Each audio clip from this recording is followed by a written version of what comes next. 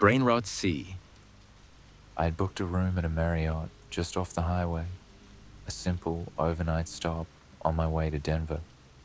But when I pulled into the lot, the place was swarming with cops, flashing lights, crime scene tape. Something bad had happened. I didn't ask questions, didn't want to. I just searched for the nearest available hotel. That's how I found the Blackwood Inn, a 3-star roadside motel with barely any reviews. The website looked outdated, but it had vacancies, and I was exhausted. I booked a room online, pulled up to the building, and immediately got a bad feeling. It wasn't abandoned or run down. It was just off. The neon sign flickered erratically, like it was trying to spell something different. The parking lot was too empty, except for a single black car parked near the office. The building itself was strange, like it had been added onto over the years without a real plan. Some parts looked modern, others ancient. The colors clashed. The architecture didn't make sense. I shook off the unease and stepped inside the lobby. Behind the desk was a man who looked wrong. His skin was oddly smooth, like wax. His eyes were too dark, his lips stretched into a smile that didn't match the rest of his face. "Welcome," he said, voice slow and measured. "Checking in?" I nodded, forcing a polite smile. "Yeah, just for the night. I booked online." The man didn't check a computer, didn't look at any records. He just nodded like he already knew. "Room 209.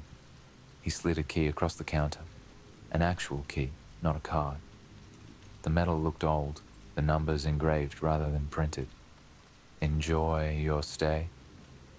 I took the key, thanked him, and headed down the hall.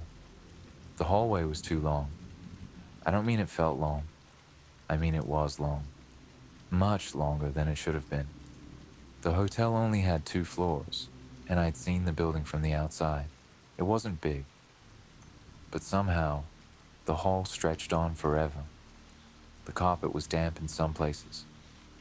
The walls were mismatched, like sections had been repainted with different shades of beige at different times. Then I passed a door that made me stop. Room 208. The door was covered in deep scratches, like someone had clawed at it, desperate. The doorknob was dented, like it had been kicked or slammed into from the inside. I swallowed hard and hurried to my room. I pushed the key into the lock, twisted, and shoved the door open. The room was normal, a little outdated, but clean. A queen-size bed, a desk, an old TV, a single window with thick curtains drawn shut. I let out a breath and dropped my bag on the bed. Maybe I was just tired. Maybe my mind was playing tricks. I locked the door, bolted it, chained it. Then I went to the bathroom, splashed cold water on my face, and checked my reflection. For a second, my stomach dropped. The mirror was wrong. My reflection looked delayed, like it took half a second longer to move than me. I blinked, moved my hand. My reflection copied me perfectly now. I shook it off. Just exhaustion. Just my brain lagging. I turned off the light and climbed into bed. And that's when I heard it, a scratching sound. From the room next door, 208. I froze. The scratching wasn't faint. It wasn't distant. It was right against the wall. Slow.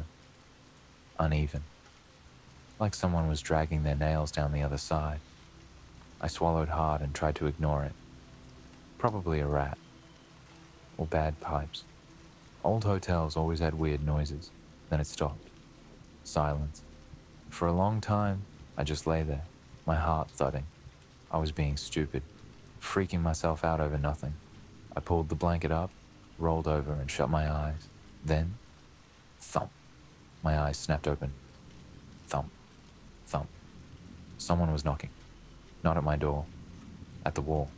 I sat up, my pulse hammering. Thump. Harder this time. I turned toward the sound. I don't know what I expected to see.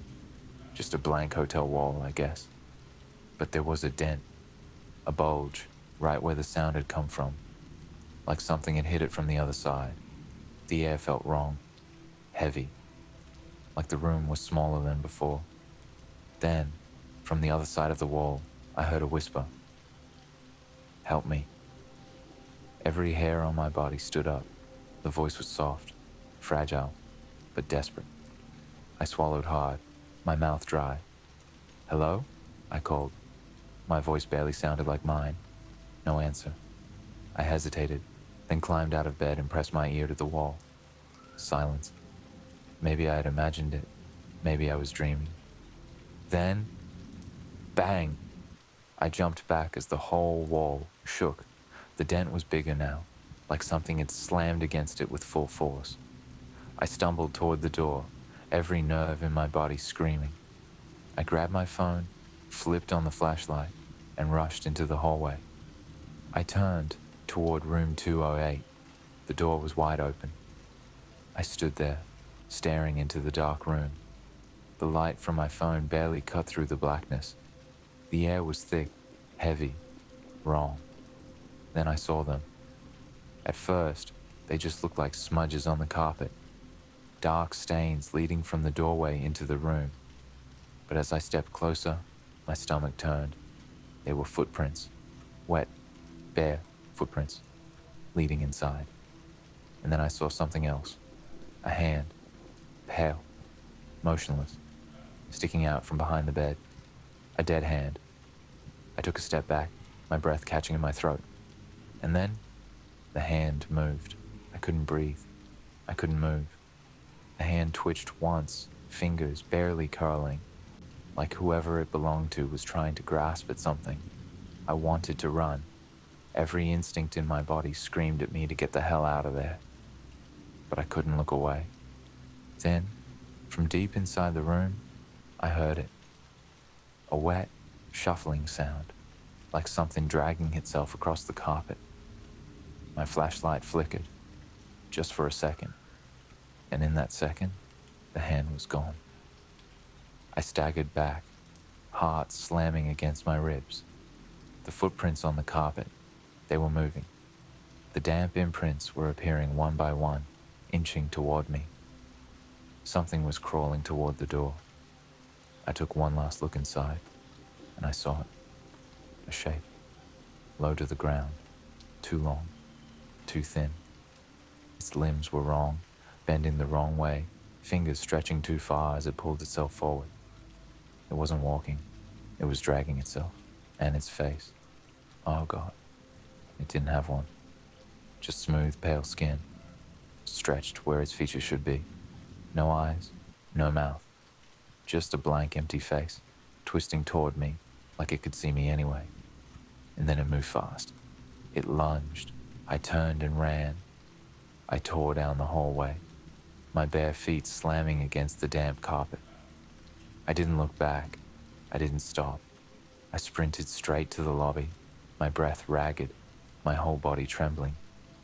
The front desk clerk was still there, still standing, still smiling, like he hadn't moved an inch since I checked in. I gasped for breath.